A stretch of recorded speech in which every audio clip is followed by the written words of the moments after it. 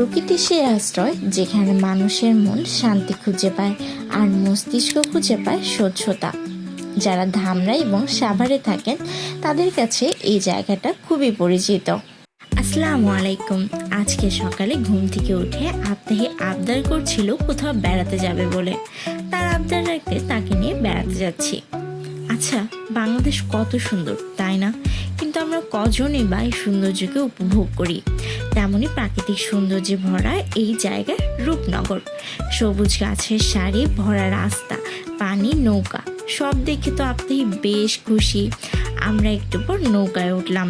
সে নৌকায় উঠে তার গল্পের ঝুড়ি খুলে বসলো। সাঁতার পারো? তাই কবে শিখছো? 2 দিন। 2 দিন আগে? আমি তো জানতাম না। গ্রামের বাচ্চারা গোসল করছিল।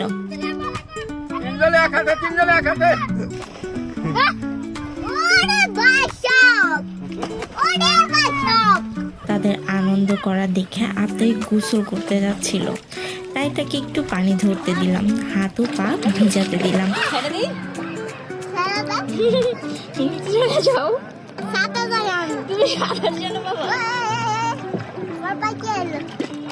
আবতাহি আশেপাশে নৌকায় যারা বেড়াচ্ছিল তাদের সবাইকে হাই দিচ্ছিল, তাদের সাথেও টুকটাক গল্প করছিল।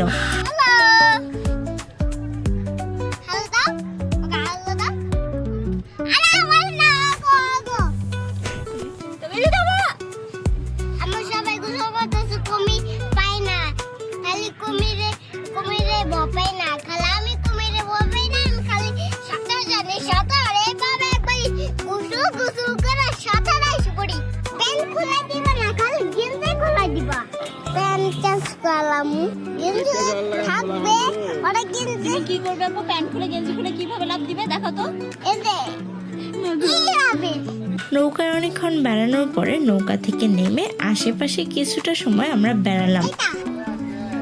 প্রাকৃতিক সৌন্দর্য, খোলা আকাশ এবং মনের শান্তি সবই আছে এখানে, যা পরিবার এবং বাচ্চাদের নিয়ে ঘুরতে আসা এক দারুণ জায়গা। তারপর সন্ধ্যার আগে বাসার দিকে রওনা দিলাম।